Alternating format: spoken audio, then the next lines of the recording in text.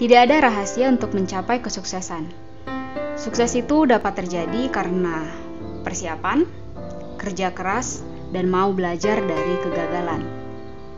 Halo Smarter People, kembali lagi dengan saya Alfariska Silalahi di channel Smarter V.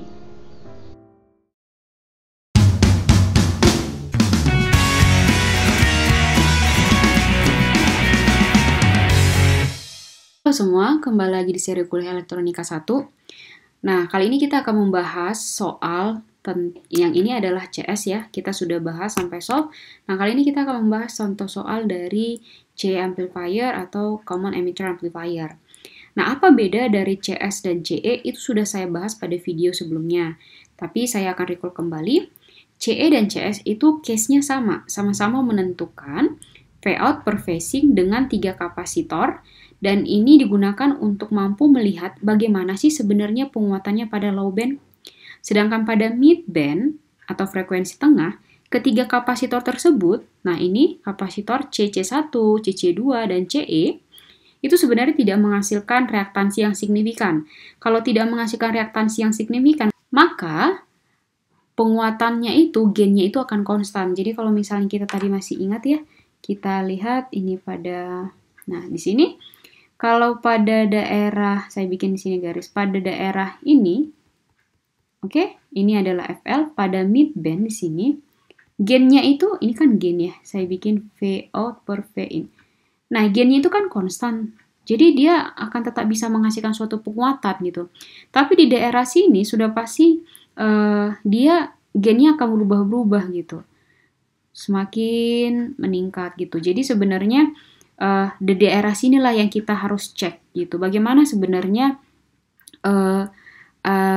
pada daerah penguatannya itu pada daerah low band, itu yang mau kita cek. Oke.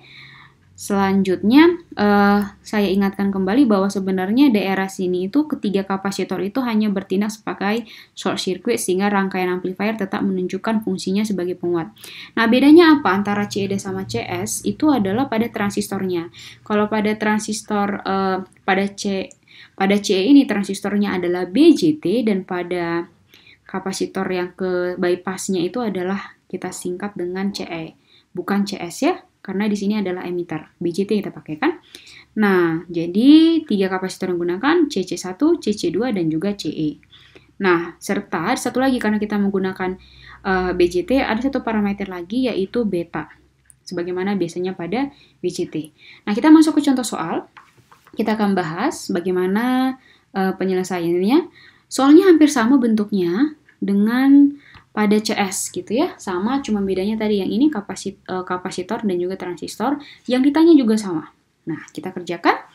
Kita tulis dulu parameter yang diketahui. Diketahui RB sama dengan 100K, RC sama dengan 8K, RL sama dengan 5K, RC sama dengan 5K, beta sama dengan 100. Nggak ada satuannya ya. Kemudian GM sama dengan 40 mA per volt, sedangkan RP sama dengan 2,5 kilo ohm. Nah, frekuensi tengahnya itu sebesar 100 Hz. Masih sama ya seperti yang tadi. Nah, ditanya CC1, CC2, dan juga CE. Karena ini adalah common emitter ya. Oke, selanjutnya kita selesaikan.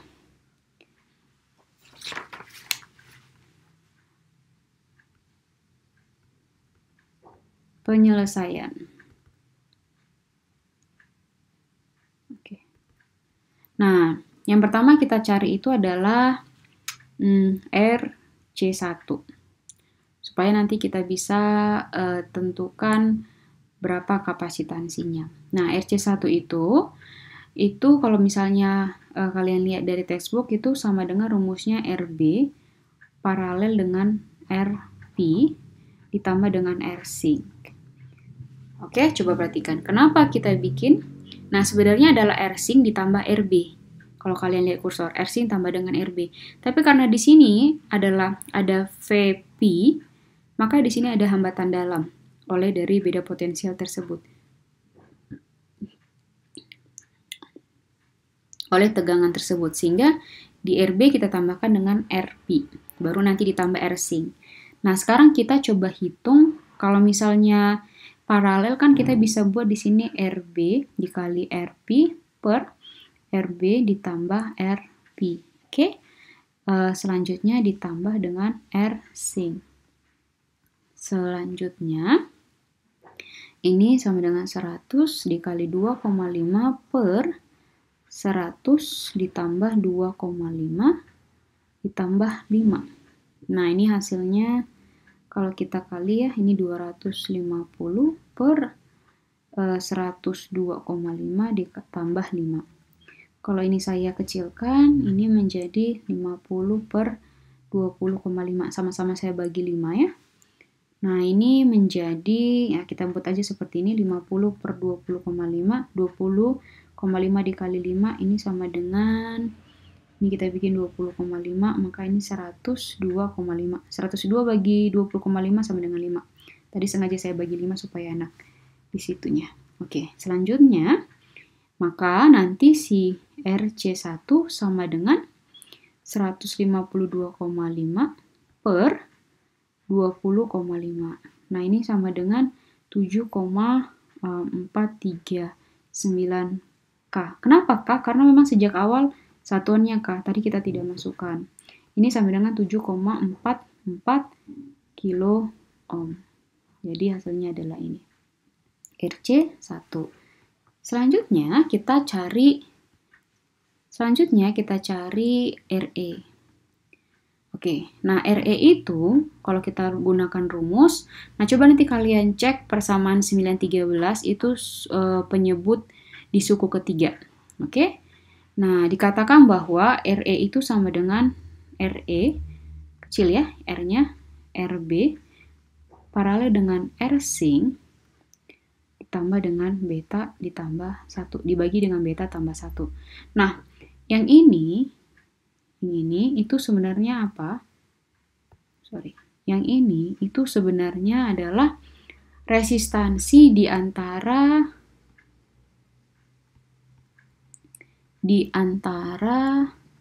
terminal CE ketika P-nya itu katanya sama dengan 0 gitu. Nah, selanjutnya kita bisa masukkan nilainya RE. Nah, RE itu kan tidak diketahui, tapi tadi kita dikasih tahu petunjuk ada ini GM, ya kan? Nah sebenarnya 1 per GM itu sama dengan RE. Gitu. Jadi, saya bikin 1 per GM ditambah, ini berarti saya buat RB dikali Rsing per RB ditambah Rsing ya. Ini per lagi beta ditambah 1. Nah, kita bisa langsung selesaikan. 1 per G-nya itu adalah tadi 40 ya, 40 miliampere. Oke, ditambah, nah ini kita bisa masukkan RB itu sama dengan 100, terlalu kecil ini ya. Kita bikin 1 per 40 ya kan, ditambah, oke, di sini nanti biar bisa. RB-nya itu adalah 100K. Oke, 100 dikali 5 per 100 ditambah 5, karena Rsing-nya itu adalah 5 ya, 5K. Nah, betanya itu sebesar 100 ditambah 1.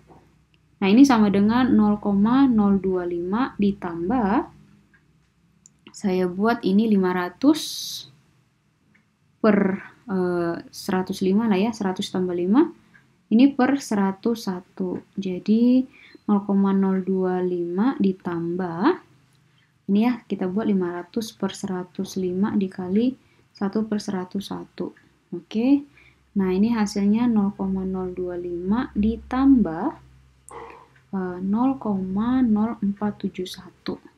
Ini hasilnya 0,0721 kilo ohm, karena dari awal dia kilo.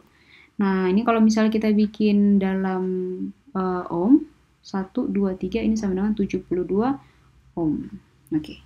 Kita udah dapat nih RE. Nah, selanjutnya Ada satu lagi yang perlu kita cari. Halo Smarter People, bagaimana video hari ini? Semoga semua penjelasan saya itu bisa tersampaikan dengan baik dan juga bisa dipahami dengan baik oleh masing-masing mahasiswa ya.